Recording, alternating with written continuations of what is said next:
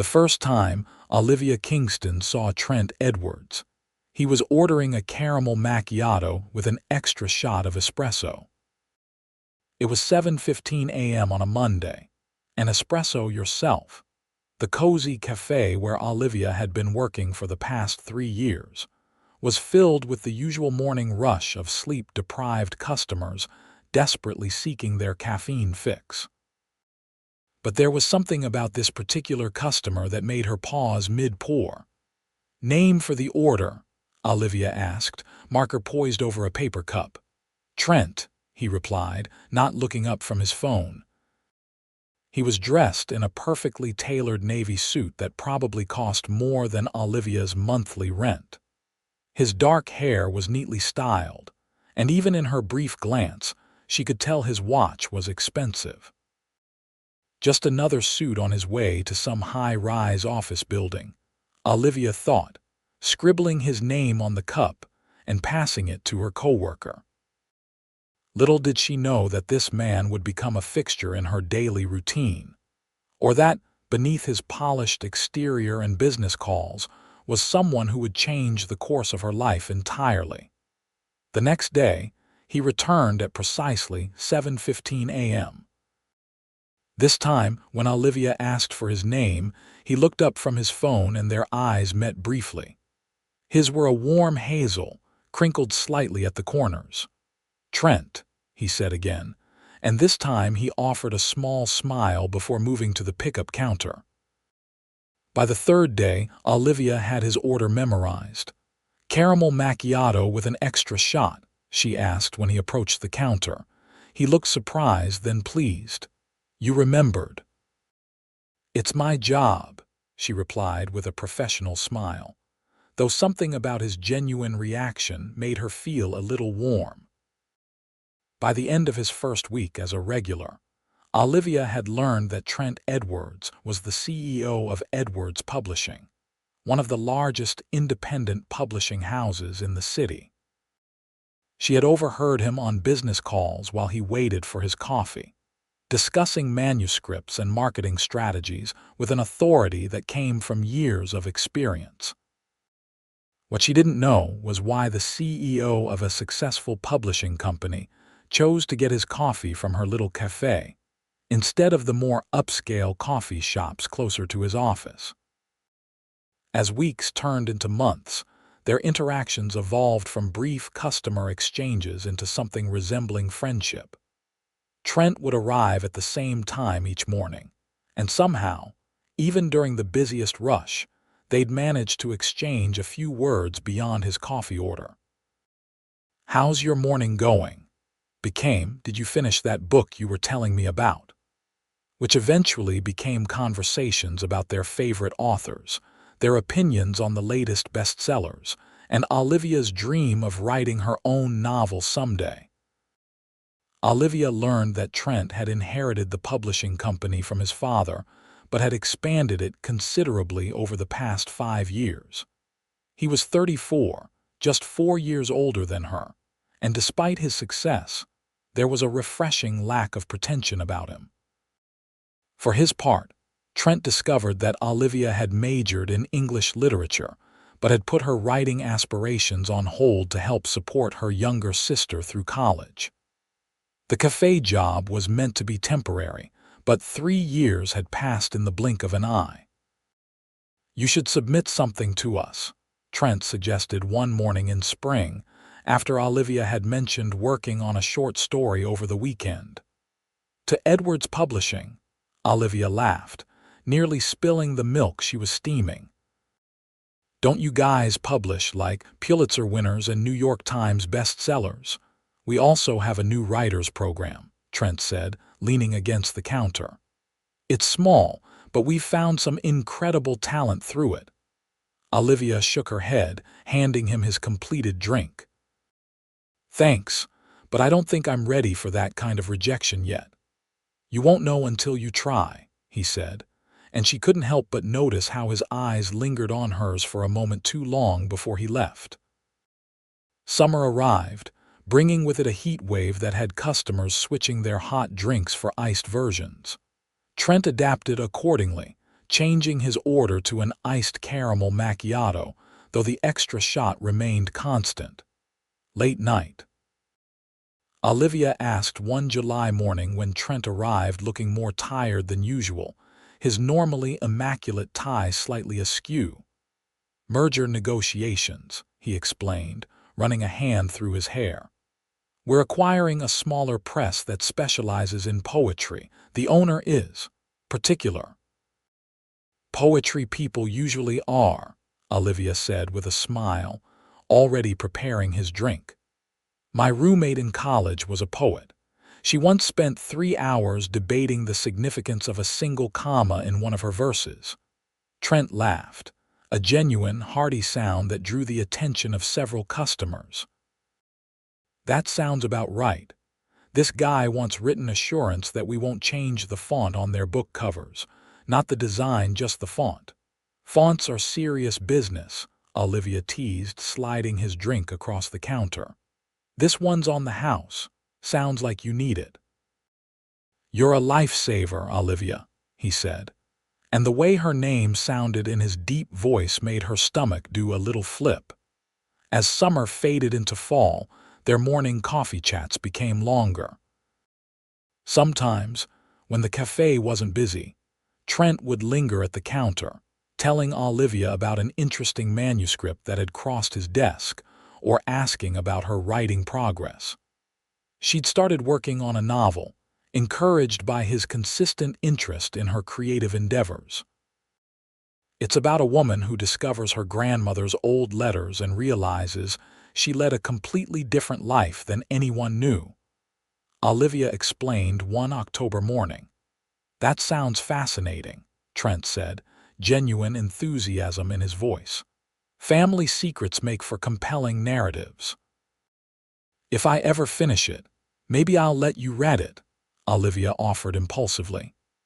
"I'd like that," he replied, and there was something in his expression that made Olivia wonder if they were still talking about her book. November brought colder weather and a change in Olivia's schedule. Her manager had assigned her to afternoon shifts for the holiday season, disrupting her year-long routine with Trent. On her last morning shift, she felt a strange heaviness in her chest as she watched the clock approach 7:15 a.m. When Trent arrived, right on schedule, Olivia already had his drink ready. "Last morning's shift for a while," she explained when he reached the counter. "They're moving me to afternoon starting tomorrow." Was it her imagination, or did disappointment flash across his face? "Oh," he said simply. Then, clearing his throat, "I'll miss our morning conversations." "Me too," Olivia admitted, surprised by how much she meant it. Trent took his drink, hesitated as if he wanted to say something more, then simply nodded and left. For the next few weeks, Olivia found herself missing those brief morning exchanges more than she'd expected. The afternoon crowd was different, more college students with their laptops, fewer business professionals rushing to work. None of them were Trent Edwards, with his thoughtful questions and genuine interest in her writing.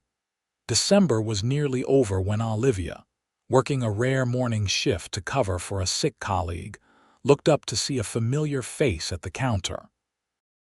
"Trent," she said, unable to keep the surprise and pleasure from her voice. "I didn't expect to see you today." He looked equally surprised. "I thought you were on afternoons now." "Covering for someone," she explained, already reaching for a cup to make his usual order. "It's good to see you." "You too," he said, and there was a warmth in his voice that hadn't been there before. "How's the novel coming along?" "Slowly but surely," Olivia replied, touched that he remembered. "How's the poetry press merger?" "Finally completed last week," Trent said. "Font specifications and all." They both laughed, falling easily back into their familiar rhythm. As she handed him his drink, their fingers brushed, and Olivia felt a jolt of something electric pass between them. "Olivia," Trent began, then paused, seeming uncharacteristically uncertain. "I was wondering if—" But whatever he was about to say was interrupted by a sudden influx of customers, a tour group that had just been dropped off outside the café. "Sorry," Olivia said, gesturing to the growing line. "Duty calls." Trent nodded, understanding but clearly disappointed. "Another time," he said, before disappearing into the crowd. The new year arrived with a fresh blanket of snow and a permanent change in Olivia's schedule back to mornings, much to her delight. On her first day back on morning shift, she found herself watching the door with anticipation as 7:15 a.m. approached. At 7:20, there was still no sign of Trent. By 7:30, Olivia had to acknowledge the sinking feeling in her stomach. Maybe he'd found another café during her absence. Maybe the interruption last month had been for the best. After all, what was she expecting? He was a successful CEO, and she was just a barista who happened to make his coffee. Just as she was convincing herself it didn't matter, the door opened, and Trent rushed in, looking harried and apologetic. "I'm sorry I'm late," he said, approaching the counter. "Board meeting ran over." Relief flooded through Olivia. "I was beginning to think you'd found another coffee shop," she teased, trying to keep her tone light. "Never," Trent said with a smile that made her heart skip. "No one makes my caramel macchiato quite like you do." As January progressed, their morning routine resumed, but something had shifted. There was a new tension between them, an awareness that hadn't been there before. Olivia found herself looking forward to those few minutes each morning more than she cared to admit, and she noticed that Trent seemed to arrive earlier, lingering longer at the counter even when other customers were waiting. In February, a particularly nasty snowstorm hit the city. Olivia had struggled through near whiteout conditions to get to work, only to find the café practically empty. Most people had wisely stayed home, and by mid-morning her manager had decided to close early. Just as Olivia was preparing to leave, the door opened and Trent walked in, covered in snow. "You made it to work in this?" he asked, brushing snowflakes from his coat. "I could ask you the same thing," Olivia replied. "I thought all the sensible business executives would be working from home today." "I had a meeting I couldn't reschedule," Trent explained. "But it's just wrapped up and now I'm contemplating the trek back to my office." Olivia gestured around the empty café. "Well, as you can see, you've got the place to yourself. What can I get you before we close?" Trent hesitated, then squared his shoulders as if making a decision. "Actually, Olivia, there's something I've been meaning to ask you for a while now." Olivia felt her pulse quicken. "Oh, would you like to have dinner with me sometime? Not as a customer and barista, but as—" He paused as a date. The question hung in the air between them, and Olivia realized that, despite their year of conversations, despite the growing attraction she'd felt, she hadn't truly believed this moment would come. "Yes," she said, surprising herself with how quickly and certainly the answer came. "I'd like that very much." The smile that spread across Trent's face was like sunshine breaking through storm clouds. "Really, really," Olivia confirmed, feeling a matching smile on her own face. "Though I'm a little surprised it took you a year of coffee chats to ask." "I wasn't sure if it would be appropriate," Trent admitted. "You were always at work and I didn't want to put you in an uncomfortable position."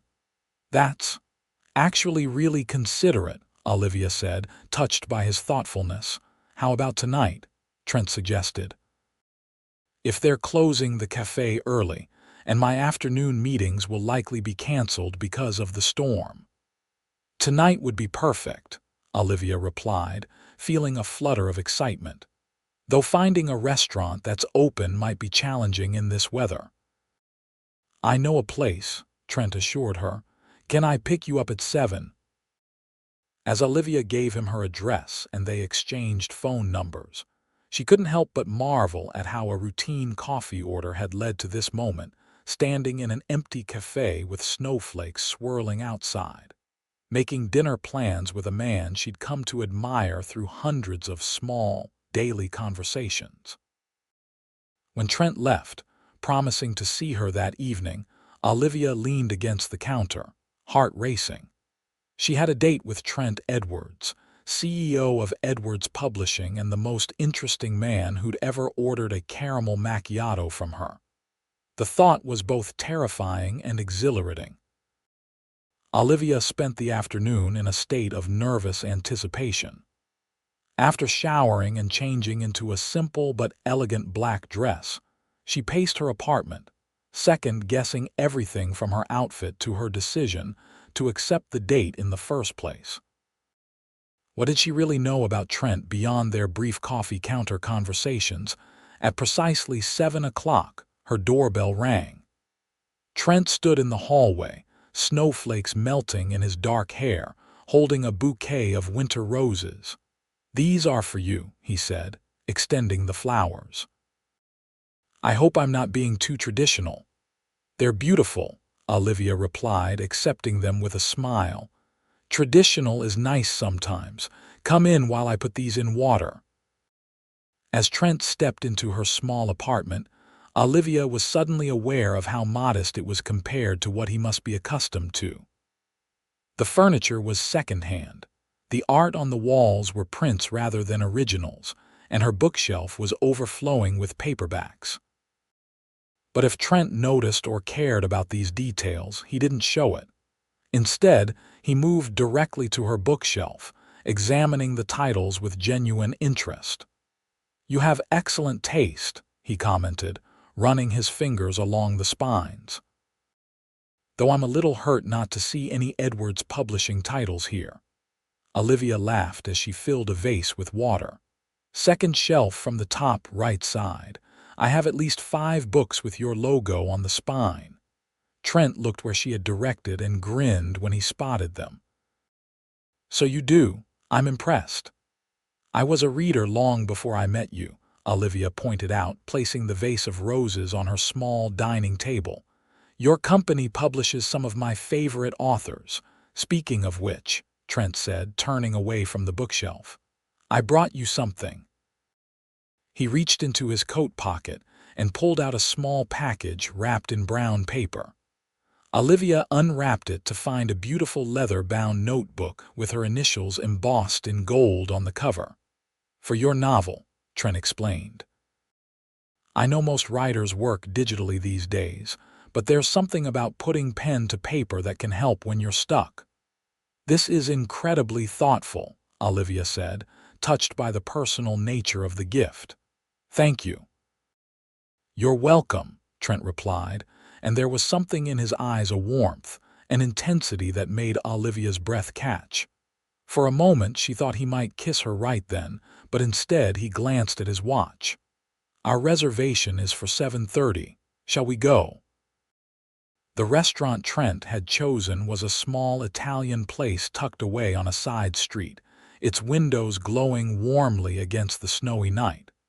Despite the weather, it was open and nearly full, a testament to its popularity.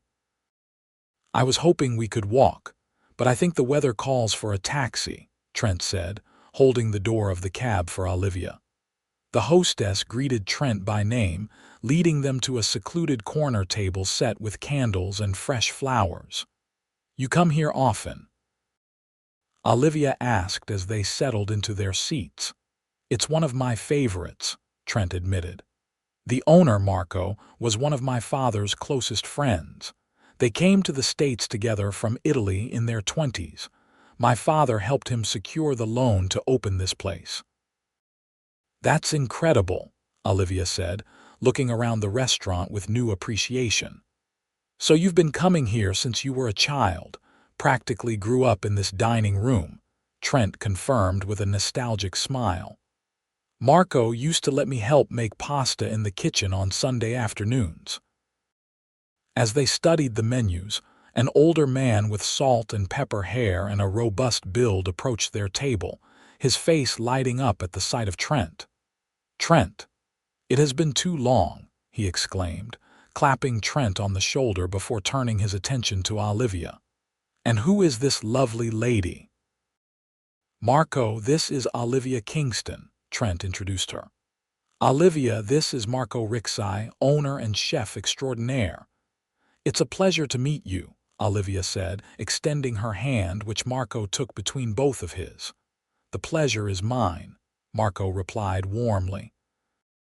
"Any friend of Trent's is welcome here, but I must say, it is rare he brings a date to my restaurant."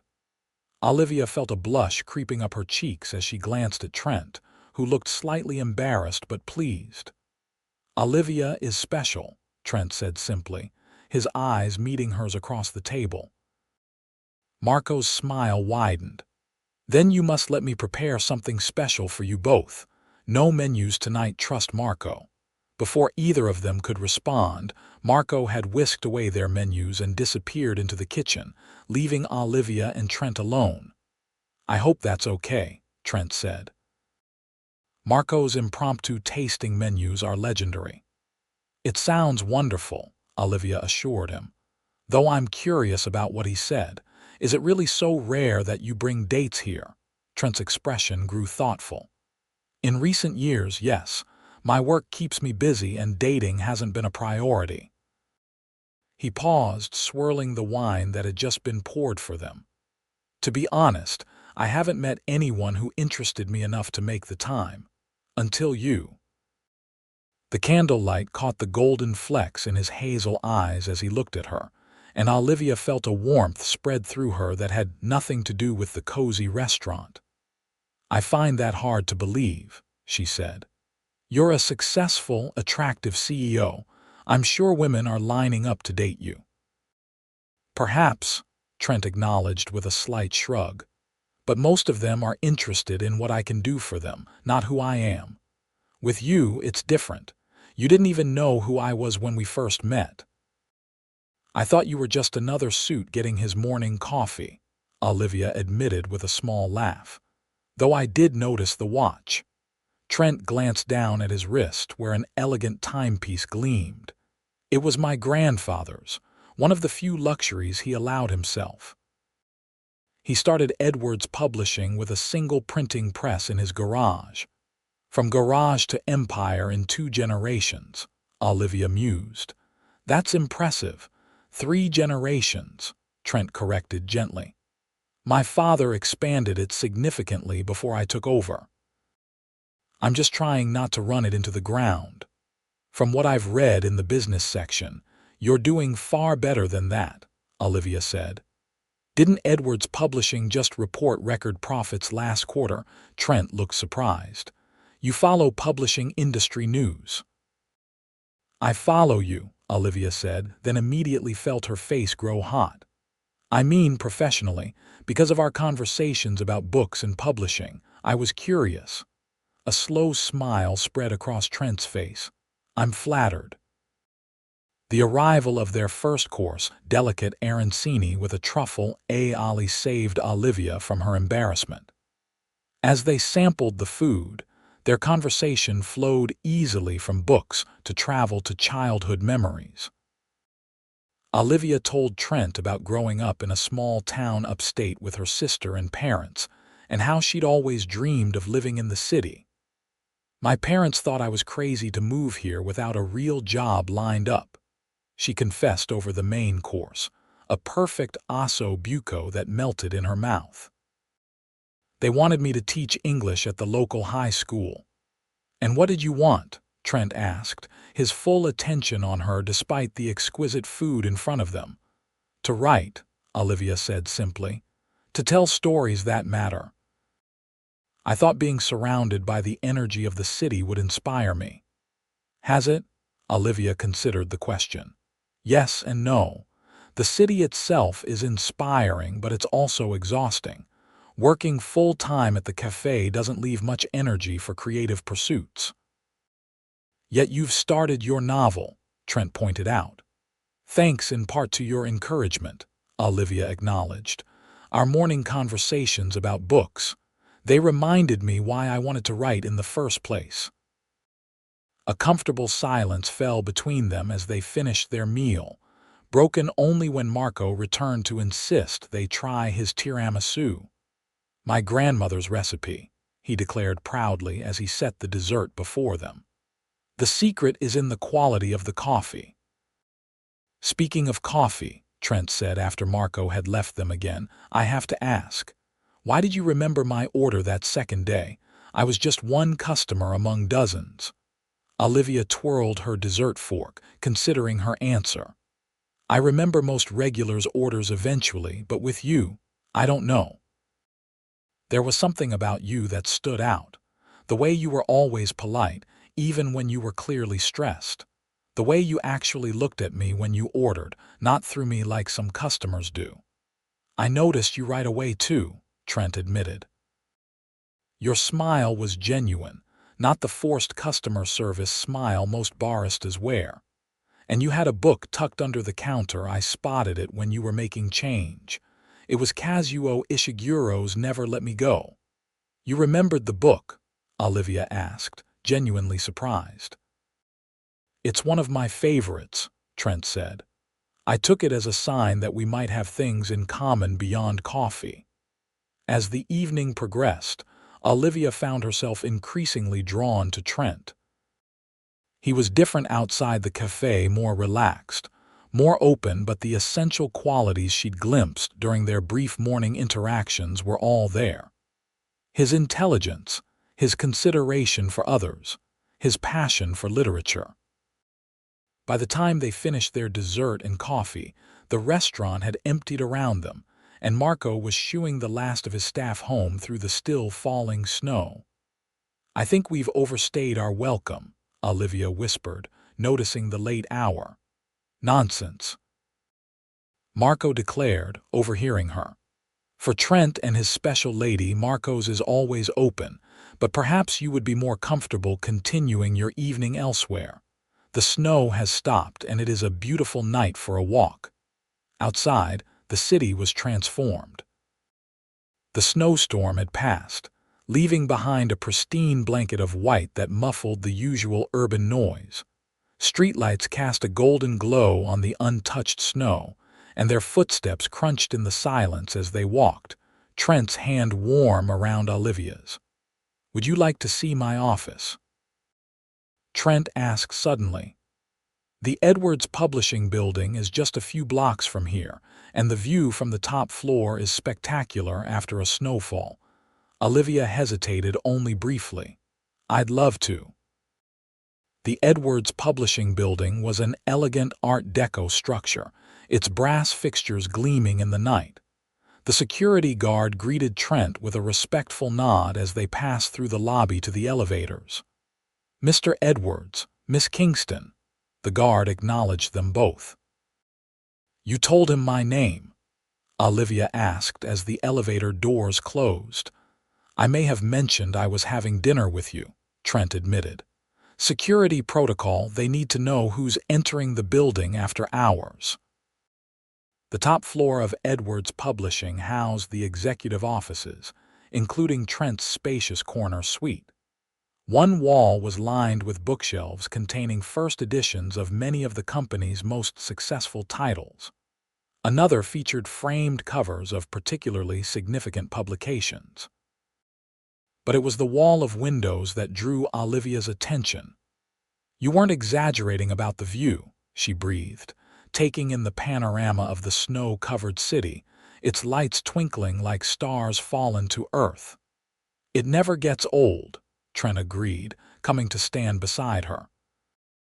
"Sometimes I stay late just to watch the sunset from here." Olivia turned to look at him, finding his face illuminated by the city lights. "Thank you for tonight, Trent. For dinner, for showing me this, for asking me out after all this time." "Thank you for saying yes so quickly," Trent replied with a small smile. "I had a whole speech prepared about how I'd understand if you needed time to think about it, or if you weren't interested in dating a customer." "A speech?" Olivia laughed softly. "You really were nervous." "Terrified," Trent confirmed. "I've faced down boardrooms full of hostile investors with less anxiety than I felt asking you to dinner." "Why?" Olivia asked, genuinely curious. What was so scary about asking me out? The possibility of rejection, obviously, Trent said, but more than that. The possibility of ruining what we already had. Those morning conversations meant a lot to me, Olivia. Sometimes they were the best part of my day. The confession hung in the air between them, as delicate and perfect as the snowflakes still falling outside. Olivia felt something shift in her chest, a recognition of how much those brief exchanges had meant to her too. They were often the best part of my day as well, she admitted. Trent's gaze dropped to her lips, and Olivia found herself leaning toward him almost involuntarily. When their lips met, it felt both surprising and inevitable, like the satisfying conclusion to a well-crafted story. The kiss was gentle at first, a question being asked and answered. Then, as Trent's arms encircled her waist and Olivia's hands found their way to his shoulders, it deepened into something more urgent, more certain. When they finally pulled apart, both slightly breathless, the city continued to sparkle below them, unchanged yet somehow different in Olivia's eyes. "I've wanted to do that since you first smiled at me over that caramel macchiato," Trent confessed, his forehead resting against hers. "That long, huh?" Olivia teased, though her voice was unsteady. "Longer, probably," Trent admitted. "I just didn't realize it until later." As they stood there, city lights reflecting in the windows and their bodies close in the quiet of the empty office, Olivia knew that whatever happened next, her life had irrevocably changed. The routine that had brought them together, a simple coffee order repeated hundreds of times, had somehow blossomed into something neither of them had expected but both had, perhaps, been hoping for all along. The weeks following their first date unfolded like chapters in one of the novels they both loved to discuss. Trent still came to Espresso Yourself each morning for his caramel macchiato, but now their brief conversations held new meaning, shared glances carrying the weight of growing affection.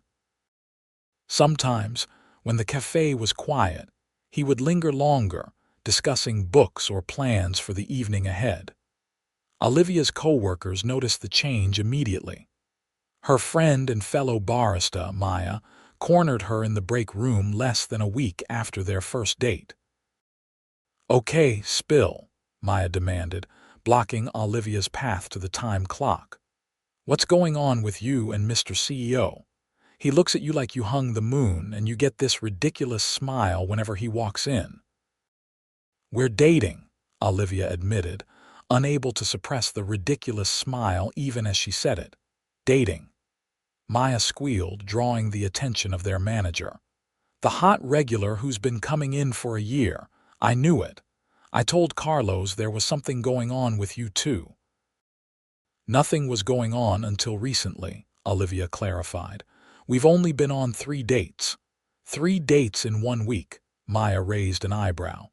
"That's not casual dating, Liv. That's diving in head first." Perhaps Maya was right. There was nothing casual about the way Olivia and Trent had fallen into each other's lives. Each date revealed new layers, new connections that made Olivia feel as though they'd known each other far longer than a year of coffee counter conversations would suggest. Their second date had been to a small literary festival, where one of Edwards Publishing's authors was speaking. Trent had introduced Olivia to the writer, a celebrated novelist whose work she had admired for years, and had beamed with pride when Olivia engaged the author in a thoughtful discussion about narrative structure. "You really impressed her," Trent had said afterward as they walked through the festival grounds, hands intertwined. "She asked if you were in the industry." "What did you tell her?" Olivia asked. "That you were a writer working on your first novel," Trent replied simply. "She gave me her card and said to have you send her the manuscript when it's ready. She'd be happy to provide feedback." Olivia had stopped walking, stunned by both his confidence in her work and the opportunity he'd casually created. "Trent, I don't know what to say." "Say you'll keep writing," he suggested, squeezing her hand. "Your story deserves to be told, Olivia." Their third date had been more intimate dinner at Trent's penthouse apartment, where he'd surprised her by cooking the meal himself. "I'm impressed," Olivia had said, watching him navigate his kitchen with unexpected skill. "I assumed someone in your position would have a personal chef or something equally luxurious." "I'm not quite that extravagant," Trent laughed, stirring a fragrant sauce. "Besides, cooking relaxes me. It's one of the few activities where I can completely disconnect from work." Olivia had wandered around his apartment while he cooked, taking in the tasteful decor. Unlike the sterile showplace she might have expected, Trent's home was warm and lived in, with comfortable furniture and walls lined with bookshelves. Family photos were displayed prominently, and a record player sat in one corner, surrounded by a collection of vinyl that ranged from classical to modern indie rock. "Your home is beautiful," she told him when he joined her in the living room with 2 glasses of wine. "It feels like you, somehow." "That's a lovely compliment," Trent had replied, handing her a glass. "What does that mean exactly, that it feels like me?" Olivia had considered the question seriously. "It's thoughtful but not pretentious, comfortable but still elegant. And it's full of stories," she'd added, gesturing to the bookshelves. "Just like you." The look Trent had given her, then a mixture of surprise and something deeper, more vulnerable, had stayed with her long after the evening ended. Now, as she prepared for their fourth date, Olivia found herself contemplating the rapid evolution of their relationship. In just over a week, Trent had seamlessly integrated himself into her life in ways both large and small. They texted throughout the day, sharing thoughts about books they were reading or sending photos of interesting things they encountered. He'd accompanied her to her sister's art show opening, charming her family with his genuine interest in their lives. And last night, he'd stayed over at her apartment for the first time, the two of them talking until dawn before finally falling asleep in each other's arms. "Earth to Olivia," Maya's voice cut through her thoughts. "Your shift ended 5 minutes ago. Aren't you meeting Mr. Wonderful tonight?" "Yes, sorry," Olivia said, quickly hanging up her apron. "We're going to the symphony." "The symphony," Maya repeated with a playful eye roll. "Meanwhile, I'll be lucky if my Tinder date remembers to put on deodorant." Olivia laughed, gathering her belongings. "Trent isn't perfect, you know." "No, name one flaw," Maya challenged. Olivia thought for a moment. "He's a terrible singer, like truly awful.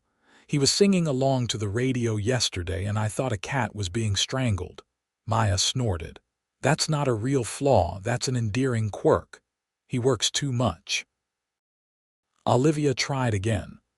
"Sometimes he gets so caught up in what he's doing that he forgets to eat." "Again, not a flaw, just shows he's passionate about his work," Maya countered. "Face it, Liv, the man is practically perfect. Don't mess this up." As Olivia left the café and headed home to change for their evening out, Maya's words echoed in her mind. Don't mess this up. It wasn't as if Olivia was trying to sabotage the relationship, but there was a small part of her that kept waiting for the other shoe to drop. People like Trent, successful, wealthy, charming, didn't typically end up with people like her, did they?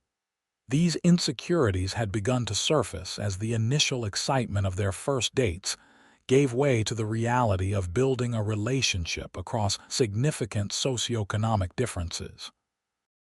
Trent seemed completely unbothered by the disparity, but Olivia couldn't help noticing the sideways glances from the maitre d' at an upscale restaurant, or the raised eyebrows of Trent's business associates when he introduced her as the writer I've been telling you about, rather than my barista girlfriend. By the time Trent arrived to pick her up for the symphony, Olivia had worked herself into a state of mild anxiety. He noticed immediately. "What's wrong?" he asked as soon as she opened the door, his brow furrowing with concern. "Nothing," Olivia replied automatically, then sighed. "Actually, that's not true. I'm feeling a bit, I don't know, out of my depth." Trent stepped inside, closing the door behind him. "Out of your depth how, with us?" Olivia admitted, gesturing between them. "With this whole situation." "Trent, look at you, you're going to the symphony in a custom tuxedo that probably cost more than my rent. I'm wearing a dress I bought on clearance 3 years ago and altered myself." "You look beautiful," Trent said immediately, his eyes warm as they took in her simple black gown. "That's not the point," Olivia insisted, though she couldn't help but feel a flutter of pleasure at the sincerity in his voice. "The point is that we come from different worlds. You're used to a certain lifestyle, certain social circles. I'm just not sure I fit into that part of your life." Trent's expression softened, and he took her hands in his. "Olivia, the only part of my life I care about you fitting into is the part where I get to be with someone who makes me happier than I've been in years. The rest is just window dressing." "It's easy to say that now," Olivia countered, "but what about in a few months? What happens when your board members start questioning why their CEO is dating a barista? Or when your society friends make snide comments about my background?" "First of all," Trent said firmly, "my personal life is none of my board's business. Second, anyone who would make snide comments about you isn't my friend. And third," he paused, lifting her chin so she met his gaze directly, "you're not just a barista, you're a writer, a reader, a thinker. You're kind and funny and passionate about the things that matter to you.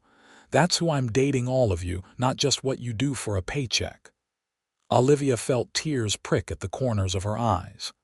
"I'm being ridiculous, aren't I?" "Not ridiculous," Trent assured her. "It's natural to have these concerns, but I want you to know that I'm not interested in dating someone who fits neatly into some predetermined social box. I'm interested in you, Olivia Kingston, exactly as you are, even if I make social faux pas at fancy symphony gatherings." She asked with a watery smile. "Especially then," Trent replied, pulling her close. "It keeps things interesting." As Trent held her, Olivia let herself believe that perhaps their differences didn't matter as much as she feared. That perhaps what they were building together was strong enough to withstand the curious glances and raised eyebrows. "Now," Trent said, pulling back slightly to meet her eyes, "we have two options. We can go to the symphony as planned, or we can skip it entirely and do whatever you'd feel more comfortable with tonight. Your choice, no pressure either way." Olivia considered for a moment. "Actually, I'd really like to go to the symphony. I've never been, and I was looking forward to it. I just had a moment of insecurity." "Then the symphony it is," Trent said, offering his arm with an old-fashioned gallantry that made Olivia smile. "And for the record, that dress looks stunning on you, clearance rack or not." The symphony was magical, a performance of Rachmaninoff that left Olivia breathless.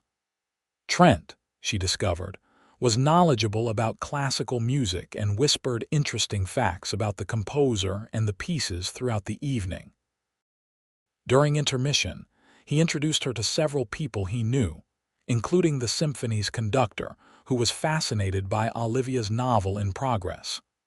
"Music and literature are close cousins," the conductor had said, his eyes alight with enthusiasm. "Both tell stories through different means. I'd love to read your work when it's finished." By the end of the evening, Olivia's earlier anxieties had faded significantly. As they walked back to Trent's car, she felt a renewed confidence in their connection. "Thank you for tonight," she said, squeezing his hand. "For the symphony and for being so understanding about my mini breakdown earlier." "Thank you for being honest about how you were feeling," Trent replied. I want us to always be able to talk openly, even about difficult things." As they drove through the city streets, Olivia found herself studying Trent's profile, struck anew by how fortunate she felt to have found him. Or rather, how fortunate she was that he had found her café, ordered that first caramel macchiato, and kept coming back day after day. "What?" Trent asked, noticing her gaze. "I was just thinking about how many coincidences had to align for us to meet," Olivia explained. "If you had chosen a different café or if I had worked different shifts." "I don't think it was coincidence," Trent said thoughtfully. "I chose espresso yourself deliberately." This was news to Olivia. "You did? Why?" Trent looked slightly embarrassed. "It's a bit embarrassing, actually. I was meeting with an author at a restaurant across the street from your café. After our meeting, I needed coffee and yours was the closest place. You were working that day, and you recommended a book to another customer while I was waiting in line. It was The Night Circus by Erin Morgenstern." "I remember that book," Olivia said. "It's one of my favorites." "Mine too," Trent said. "The way you described it with such passion and insight, I was intrigued. So the next day I made a point of coming back, hoping to talk to you about books. But it was busy and I lost my nerve. Instead, I just ordered coffee." "So you kept coming back? For me?" Olivia asked, astonished. "Initially, yes," Trent admitted. "Though your coffee is excellent too." Olivia laughed, incredulous. "You're telling me that the CEO of Edwards Publishing spent a year ordering coffee from my café just to work up the courage to talk to me about books?" "When you put it that way, it sounds a bit stalkerish," Trent grimaced. "I promise it wasn't like that. I just enjoyed our brief interactions. They became a bright spot in my day, and over time I started to hope there might be something more between us. Why didn't you ask me out sooner?" Olivia wondered. "Partially what I said before, I didn't want to make you uncomfortable at work, but also—" Trent hesitated. "I wasn't sure you'd be interested in someone like me." "Someone like you?" Olivia repeated, confused. "You mean someone successful, intelligent, and kind?" "I mean someone who comes with all the baggage of being a CEO," Trent clarified. "The long hours, the public scrutiny, the social obligations. It's not an easy life to share, Olivia." She considered this. "Is that why you've been single for so long?" "Partly," Trent acknowledged. "My last serious relationship ended because she couldn't handle the demands of my position. She wanted more of my time than I could give." "And you're worried I'll feel the same way," Olivia surmised. "The thought has crossed my mind," Trent admitted as they pulled up to Olivia's apartment building. Instead of getting out of the car immediately, Olivia turned to face him fully. "Trent, I appreciate your concerns, but I think we're both overthinking this.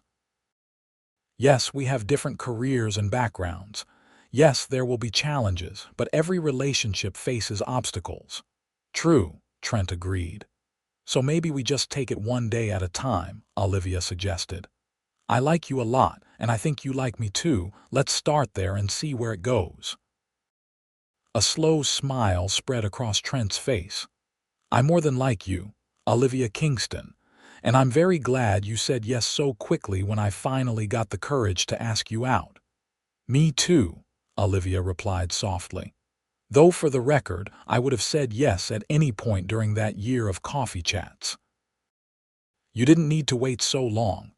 Trent leaned across the console and kissed her, a gentle press of lips that conveyed both tenderness and promise.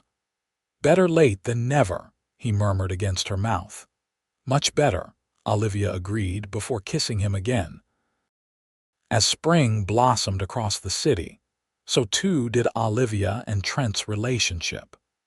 They fell into a comfortable rhythm, spending most evenings and weekends together while maintaining their individual routines during the workweek. Trent still came to espresso yourself each morning, though his visits now included a quick kiss across the counter when no other customers were watching. Olivia's novel progressed steadily, inspired in part by Trent's unwavering support and the creative workspace he'd helped her set up in a spare room of his apartment. She still worked at the café, but had reduced her hours to part-time to focus more on writing. In late April, Trent invited Olivia to accompany him to the annual Edwards Publishing Spring Gala, a prestigious industry event that brought together authors, editors, agents, and booksellers for an evening of networking and celebration. "It's quite a big deal," Trent explained as they discussed the event over dinner at his apartment. "Black tie, lots of speeches, very formal, but also fun in its own way. Would you be interested in going as my date?" "Of course," Olivia replied without hesitation. "Though I'll need to find something appropriately glamorous to wear." "About that," Trent said, seeming slightly nervous, "I'd like to buy you a dress for the occasion. As a gift," he added quickly when he saw Olivia's expression. "It would mean a lot to me to do this for you. Will you let me?" Olivia hesitated. They'd had several conversations about the financial disparity in their relationship, establishing boundaries that made both of them comfortable. Generally, they split everyday expenses, while Trent paid for more extravagant outings with the understanding that Olivia would reciprocate in ways that aligned with her budget, cooking special meals for him, planning thoughtful dates that didn't cost much, but meant a great deal. A gown for a black tie event, however, was well beyond Olivia's means, and they both knew it. "All right," she agreed finally. "But just this once, and just because it's a work event for you. I don't want this to become a habit." Trent's relief was evident. "Thank you. And I promise, no more extravagant clothing purchases after this." The dress shopping experience was unlike anything Olivia had ever encountered. Trent had arranged for a private appointment at an exclusive boutique, where a collection of gowns in Olivia's size awaited her arrival. The boutique owner, a chic woman named Elise, greeted them warmly. "Mr. Edwards explained that you prefer understated elegance," Elise told Olivia as she guided her through the selection. "I've chosen pieces that I believe will complement your natural beauty without overwhelming it." For the next 2 hours, Olivia tried on more exquisite dresses than she'd seen in her entire life. Trent sat patiently in the viewing area, offering thoughtful opinions on each one. His face, however, truly lit up when Olivia emerged in a deep emerald gown with a subtle shimmer, its simple silhouette accentuating her figure without being overtly sexy. "That's the one," he said immediately. "You look absolutely breathtaking." The price tag made Olivia's head spin, but the joy in Trent's eyes as he watched her twirl in the dress made it impossible to refuse his gift. The boutique arranged for minor alterations, and Trent insisted on adding matching shoes and a small clutch to complete the ensemble. As they left the boutique, Olivia felt a mixture of excitement and unease. "I've never owned anything so beautiful," she admitted, "or so expensive." "You deserve beautiful things," Trent said simply, taking her hand as they walked. "And seeing you in that dress will make the gala infinitely more enjoyable for me." The night of the gala arrived with a flurry of anticipation. Olivia spent the afternoon getting ready at Trent's apartment, where he'd arranged for a hairstylist and makeup artist to help her prepare. When she finally emerged from the bedroom in her emerald gown, hair swept up in an elegant updo and minimal jewelry accentuating her neck and wrists, Trent's expression of awe made every moment of preparation worthwhile. "I've never seen anyone more beautiful," he said quietly, crossing the room to take her hands. "And I've never been prouder to have someone by my side." The gala was held at the city's Natural History Museum, its grand hall transformed into a literary wonderland, with book-themed decorations and quotes from famous authors projected onto the walls. As Trent's date, Olivia found herself introduced to a dizzying array of publishing industry luminaries, best-selling authors she'd admired for years, renowned editors whose names she recognized from acknowledgments pages, even a few celebrities who had recently published memoirs or children's books. To her surprise, many of them already knew who she was. "Ah, so you're the writer Trent's been talking about," said a distinguished older woman who turned out to be one of the industry's most respected literary agents. "He tells me your novel has tremendous potential. I'd love to hear more about it." As the evening progressed, Olivia realized that Trent had been quietly but consistently promoting her work throughout his professional circles, creating opportunities and connections that most aspiring authors could only dream of. "Why didn't you tell me you've been talking me up to all these people?"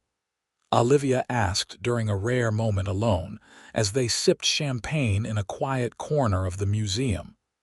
"Would you have wanted me to?" Trent countered. "I thought you might feel uncomfortable, like I was using my position to give you an unfair advantage." "Isn't that exactly what you're doing?" Olivia raised an eyebrow. "I'm introducing a talented writer to people who might appreciate her work," Trent corrected gently. "What they do with that introduction is entirely up to them. I haven't asked anyone for special favors, Olivia. I've simply shared my genuine enthusiasm for your writing." Olivia considered this. "I suppose I should be grateful rather than suspicious." "That would be nice," Trent agreed with a small smile. "Though I understand your caution, it's important to you to succeed on your own merits, and I respect that." "Thank you," Olivia said, leaning in to kiss him softly. "Both for understanding and for believing in my work enough to mention it to people who matter in this industry." "I'd believe in you regardless of what industry I worked in," Trent assured her. "It's just fortunate that, in this case, my professional connections might actually be useful to your dreams." As they rejoined the gala, Olivia found herself viewing the evening through new eyes, not as an outsider intimidated by the wealth and influence surrounding her, but as Trent's equal partner, worthy of the attention and respect being shown to her. Later that night, as they returned to Trent's apartment, Olivia felt a profound shift in her perspective on their relationship. The insecurities that had plagued her in the early weeks had begun to fade, replaced by a growing confidence in what they were building together. "Thank you for tonight," she said as Trent helped her out of her gown, his touch reverent against her skin. "For everything." "Thank you for coming with me," Trent replied, pressing a kiss to her bare shoulder. "You made what could have been a tedious work event into one of the most enjoyable evenings I've had in years." As they fell into bed together, their bodies moving in the practiced rhythm they'd developed over months of intimacy, Olivia felt a surge of emotion so powerful it brought tears to her eyes. "What is it?" Trent asked, noticing the shimmer on her lashes. "Did I hurt you?" "No," Olivia whispered, pulling him closer. "Just the opposite. I think I'm falling in love with you, Trent." The words hung between them, Olivia's heart racing as she waited for his response. For a moment, Trent was still, his eyes searching hers in the dim light of the bedroom. Then, slowly, a smile spread across his face, not the polished smile he wore at business functions, but the genuine, slightly crooked one she'd come to cherish. "I think I fell in love with you somewhere between your recommendation of the night circus and the first time you remembered my coffee order," he confessed. "I've just been waiting for you to catch up." Olivia laughed through her tears, relief and joy bubbling up inside her. "That's a long time to wait." "You're worth waiting for," Trent said simply, before kissing her with a tenderness that spoke volumes about the depth of his feelings. As spring turned to summer, Olivia and Trent's lives became increasingly intertwined. Olivia still maintained her small apartment, but spent most nights at Trent's penthouse, where a section of his walk-in closet had been cleared for her clothes, and one of the guest rooms converted into a dedicated writing space. Her novel was nearing completion, with several publishing professionals friends of Trent's who had become mentors to Olivia providing valuable feedback on early drafts. In July, Trent surprised Olivia with an invitation to spend 2 weeks at his family's beach house on the coast. "It's not far," he explained as they packed for the trip. "About a 2-hour drive. My grandfather built it in the 60s, and it's been our family's summer retreat ever since. I haven't been there in a couple of years, but I thought it might be nice to get away from the city heat." "It sounds perfect," Olivia said, excited by the prospect of uninterrupted time together away from their usual routines. "Will we be able to swim?" "The beach is just steps from the back deck," Trent confirmed. "And there's a small town nearby with excellent seafood restaurants." "It's quiet, though not much nightlife or entertainment." "Good," Olivia replied, folding a sundress into her suitcase. "I'm looking forward to peace and quiet. Maybe I can finally finish those last few chapters of my book." The beach house turned out to be a charming Cape Cod-style home, weathered gray shingles and white trim giving it a timeless, elegant appearance. It was smaller than Olivia had expected given Trent's wealth, but all the more appealing for its cozy, lived-in feeling. "This was my grandmother's favorite place in the world," Trent told her as he gave her a tour of the house. "She decorated it herself and never wanted anything changed. After she passed, my father honored her wishes and kept everything exactly as she had arranged it." The decor was decidedly vintage floral sofas, braided rugs, and shelves filled with well-loved books and board games. Photos of the Edwards family through generations adorned the walls, including several of a young Trent building sandcastles or fishing off the nearby pier. "You were an adorable child," Olivia commented, studying a photo of Trent at around 10 years old, gap-toothed and sun-tanned, proudly holding up a small fish. "Look at that smile." "I was happiest here," Trent said, a nostalgic warmth in his voice. No pressure, no expectations, just sun, sand, and family. The first few days of their vacation passed in a blissful haze of beach walks, swimming, and lazy afternoons spent reading on the wide porch that faced the ocean. In the evenings, they cooked together in the kitchen or drove into town for dinner, returning to watch the sunset from Adirondack chairs positioned at the edge of the property. On their 5th night at the beach house, Trent suggested a bonfire on the beach. They gathered driftwood together, built a small fire in a designated fire pit, and settled on a blanket to watch the flames dance against the darkening sky. "I've been thinking," Trent said after they had been sitting quietly for a while, the sound of waves providing a soothing backdrop to the crackling fire. "About us, about the future." Olivia turned to look at him, noting the serious expression on his face. "Oh, I know we haven't been together that long, not even 6 months yet," Trent continued, his fingers absently playing with Olivia's. "But I've never been more certain about anything in my life." Olivia's heart began to race, a mixture of anticipation and nerves flooding through her. "What are you saying, Trent?" Instead of answering immediately, Trent reached into the pocket of his light jacket and withdrew a small velvet box. "I'm saying that I love you, Olivia Kingston. I love your mind, your heart, your spirit. I love the way you see the world and the way you make me see it differently. And I can't imagine my life without you in it." He opened the box to reveal a stunning yet understated ring, a solitaire diamond set in platinum, with smaller sapphires flanking it on either side. "This was my grandmother's ring," Trent explained, his voice slightly unsteady. "The woman who made this house a home. My grandfather proposed to her on this very beach, and they had 62 happy years together. I'm hoping we might follow in their footsteps." Olivia stared at the ring, then at Trent, tears welling in her eyes. "Are you proposing?" "I am," Trent confirmed, his expression both vulnerable and hopeful. "Olivia Kingston, will you marry me?" Time seemed to stand still as Olivia processed the question. They hadn't been together long, it was true. Under normal circumstances, she might have thought it was too soon, but their connection had never felt normal or ordinary. From their year of coffee counter conversations to their whirlwind romance once they finally started dating, everything about their relationship had been both unexpected and somehow inevitable. "Yes," she said finally, her voice clear and certain despite the tears now streaming down her face. "Yes, I'll marry you, Trent Edwards." The joy that illuminated Trent's face in that moment was something Olivia knew she would remember for the rest of her life.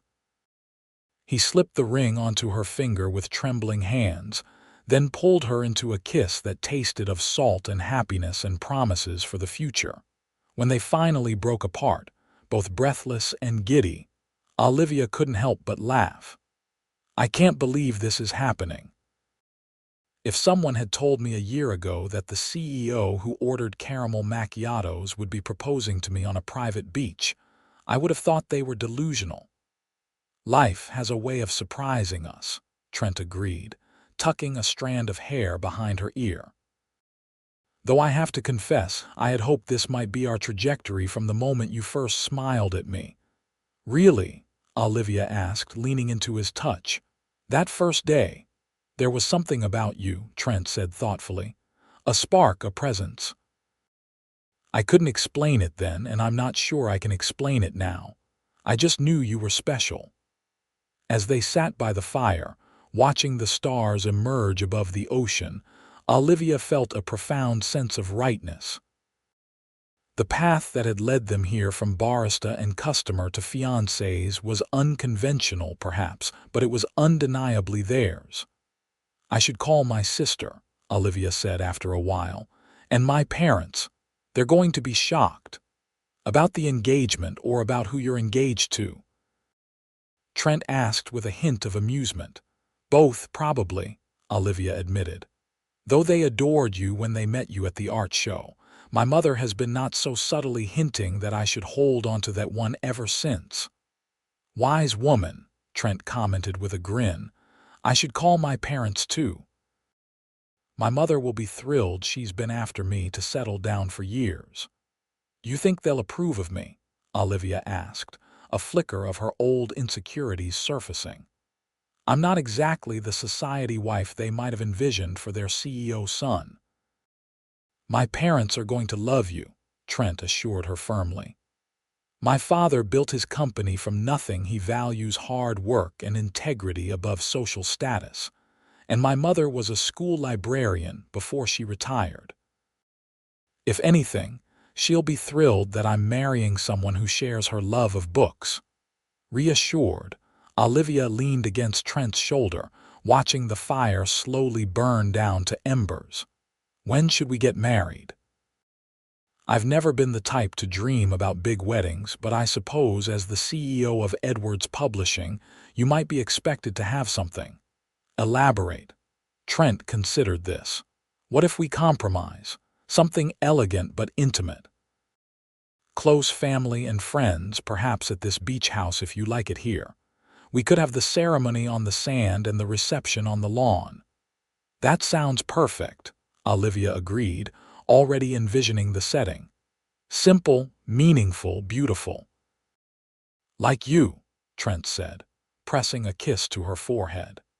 As they made their way back to the house later that night, hand in hand with the weight of the ring new and significant on Olivia's finger, she couldn't help but think about the series of coincidences that had brought them together.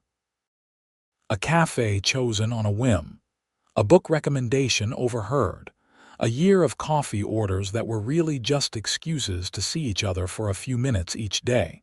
"Penny for your thoughts?" Trent asked as they climbed the steps to the porch. "I was just thinking about how different my life might be if you hadn't wandered into espresso yourself that day," Olivia replied. "All those mornings making your caramel macchiato, never knowing where it would lead." "I knew," Trent said with quiet confidence. "Maybe not consciously, but somewhere deep down, I knew you were going to change my life." Olivia and Trent returned to the city engaged and blissfully happy, ready to share their news with friends and family. Olivia's parents, while initially surprised by the speed of the relationship, were won over by Trent's obvious devotion to their daughter and his respect for her ambitions.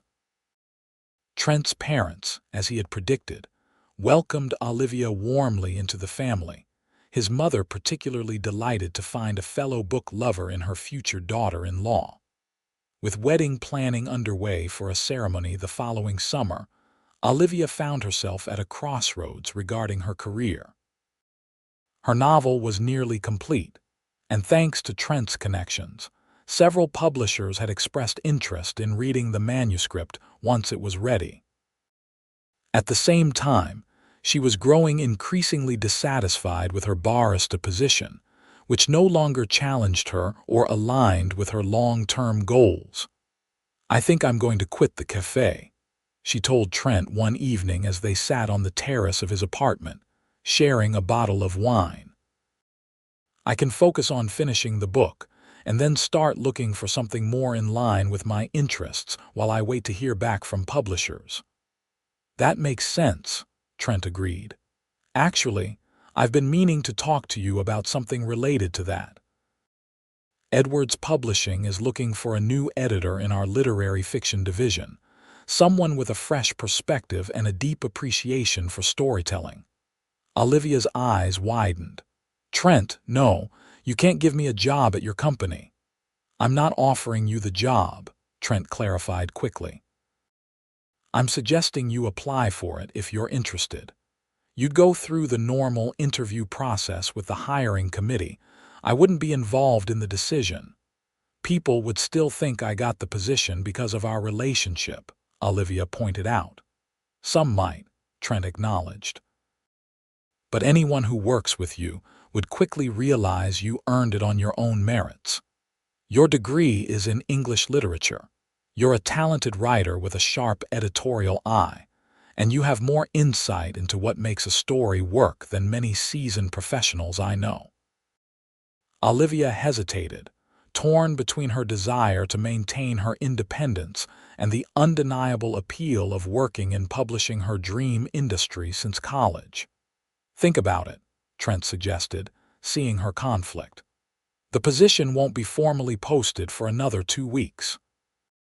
You don't have to decide right away." After careful consideration and several conversations with both Trent and her sister, who urged her to stop being so stubborn and take the opportunity, Olivia decided to apply for the editorial position.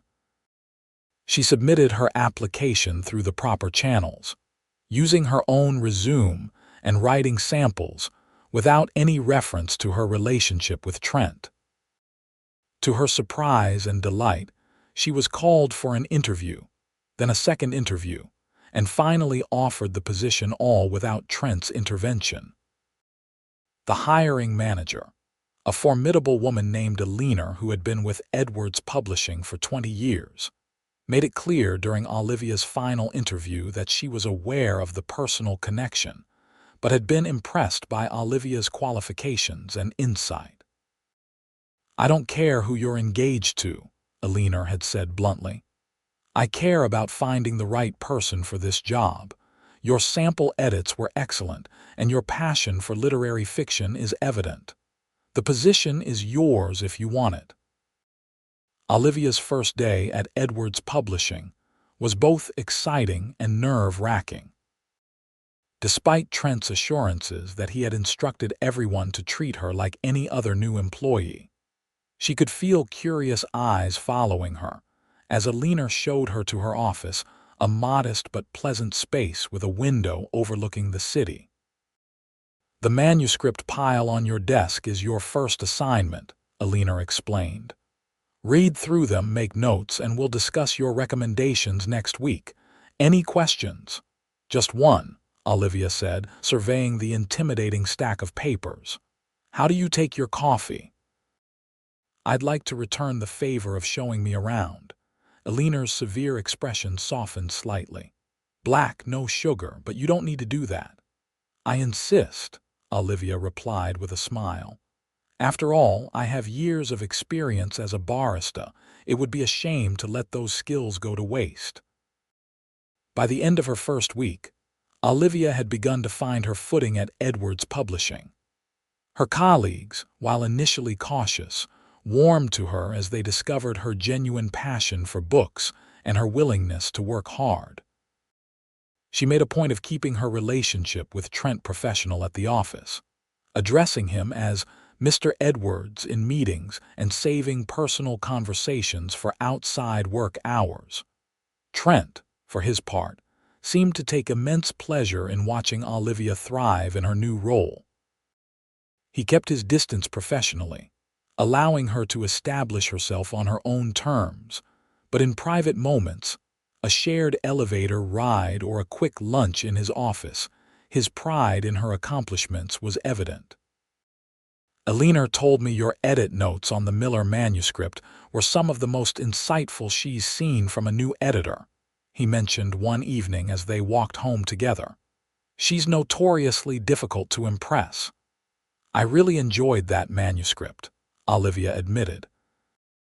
"The premise is fantastic, though the middle section needs significant restructuring. I'm meeting with the author next week to discuss revisions." "Listen to you talking like a seasoned editor already," Trent said, squeezing her hand. "It suits you." As summer approached once again, bringing with it their wedding date, Olivia found herself juggling the demands of her new career, final preparations for the ceremony, and unexpected news about her own novel. 3 publishers had made offers after reading her completed manuscript, including a prestigious imprint known for launching literary fiction. "You should go with Riverside Press," Trent advised when Olivia shared the news, referring to one of Edwards Publishing's main competitors. "Their offer is the most generous, and their marketing plan for your book is impressive." "You're not disappointed I won't be publishing with Edwards?" Olivia asked. "Not at all," Trent assured her. "It's better this way. No one can accuse you of getting special treatment. Besides, Riverside has a fantastic reputation for debut literary fiction. They'll do right by your book." The week before their wedding, Olivia and Trent returned to the beach house to prepare for the ceremony. Family members began arriving, staying in nearby hotels and rental properties while the final details were arranged. The weather forecast was perfect, sunny and warm with gentle breezes, ideal for their planned outdoor ceremony. The night before the wedding, after the rehearsal dinner had concluded and their guests had departed, Trent suggested a walk on the beach, just the two of them, a moment of calm before the whirlwind of the following day. "You remember our first time here?" he asked as they strolled along the shoreline, the moon casting a silver path across the water. "When I proposed, of course," Olivia replied, her engagement ring catching the moonlight as she laced her fingers with his. "It was the most perfect proposal imaginable." "I was terrified," Trent confessed with a laugh. "I had the ring in my pocket all day, waiting for the right moment. I must have rehearsed what I wanted to say 100 times." "You seemed so confident," Olivia marveled. "I had no idea." "That's the thing about being a CEO," Trent said wryly. "You get very good at appearing confident even when you're quaking inside." They walked in comfortable silence for a while, the sounds of the waves and distant laughter from a neighboring beach house the only interruptions to the peace of the evening. "A year ago, we weren't even dating yet," Olivia reflected. "I was making your coffee every morning, wondering if you'd ever see me as more than just your barista." "I always saw you as more," Trent assured her. "From that very first book recommendation I overheard, I knew you were something special." I just didn't know how to bridge the gap between us without making you uncomfortable. And now here we are, getting married tomorrow, Olivia said, still sometimes amazed by the trajectory of their relationship. Life is full of surprises. The best kind, Trent agreed, pulling her close. I can't wait to start our life together, Olivia Kingston, almost Edwards. I can't wait either, Olivia replied, stretching up to kiss him under the vast, star-filled sky. Though I have to admit, I'll miss making your caramel macchiato every morning. You could still make it for me at home, Trent suggested with a grin. I bought an espresso machine for the penthouse last week. Top of the line, all the bells and whistles. Of course you did, Olivia laughed, shaking her head at his characteristic blend of thoughtfulness and extravagance. Fine, but you have to promise to act appropriately impressed every time, just like you did at the café. That won't be difficult, Trent said softly, his expression growing serious. Everything about you impresses me, Olivia, every day in countless ways. I'm the luckiest man alive that you said yes so quickly when I finally found the courage to ask you out. And I'm the luckiest woman, Olivia replied, that you kept coming back for coffee day after day until we found our way to each other. Their wedding day dawned clear and perfect, just as forecasted. The beach had been transformed overnight with an elegant white canopy, rows of simple chairs adorned with flowers, and an aisle marked by seashells and candles in hurricane lamps. The guests, 100 or so close friends and family members, gathered as the afternoon sun began its slow descent, casting a golden glow over the proceedings. Olivia's sister served as her maid of honor, while Trent's college roommate stood as his best man. The ceremony was brief but heartfelt, with personal vows that brought tears to many eyes, including Trent's usually stoic father. When the officiant pronounced them husband and wife, and Trent kissed his bride with tender reverence, the assembled guests erupted in joyous applause. The reception on the lawn of the beach house lasted well into the night, with dancing under strings of twinkling lights, speeches that ranged from moving to hilarious, and an abundance of excellent food and wine. Olivia and Trent moved through the celebration in a state of blissful happiness, taking moments throughout the evening to exchange private glances and touches, small reminders of the journey that had brought them to this day.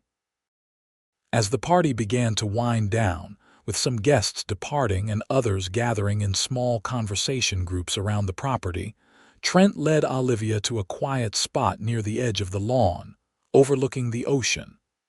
"Happy?" he asked, his arms encircling her waist. "Completely," Olivia confirmed, leaning back against his chest. "It was the perfect day."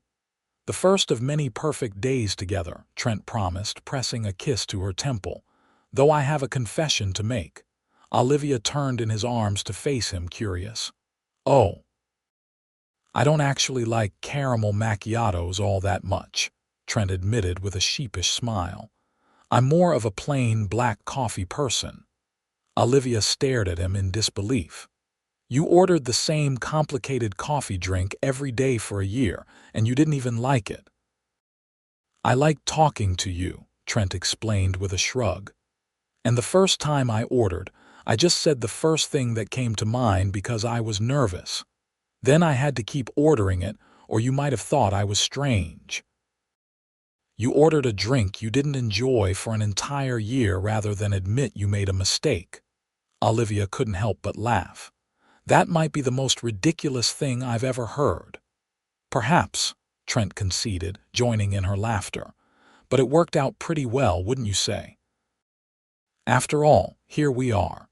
"Here we are indeed," Olivia agreed, rising on her tiptoes to kiss her new husband. "And for what it's worth, I'm glad you kept ordering those caramel macchiatos. They gave me an excuse to talk to the handsome CEO who came in every morning like clockwork." "And I'm glad you said yes when I finally worked up the courage to ask you out," Trent replied. both to dinner that first night and to marry me on this beach. You've made me happier than I ever thought possible, Olivia Edwards." "The feeling is mutual, Trent Edwards," Olivia said softly. "Completely and utterly mutual." As they rejoined their celebration, hand in hand and hearts full, both Olivia and Trent knew that whatever the future held, career successes and challenges, the everyday joys and obstacles of married life, perhaps eventually children to share their love, they would face it together. Their bond forged through hundreds of morning coffee exchanges and strengthened by the genuine connection that had flourished between them. What had begun as a simple customer-barista relationship had evolved into something neither of them could have fully imagined. That first morning, when Trent ordered a caramel macchiato he didn't even want, just for the chance to speak to the intriguing woman behind the counter. Their love story, unexpected but somehow inevitable, was proof that sometimes the most extraordinary connections begin in the most ordinary of ways, with a smile, a cup of coffee, and the courage to reach for something more. And years later, whenever anyone asked how they met, Trent and Olivia would exchange knowing smiles before one of them would begin. "Well, it all started with a caramel macchiato,"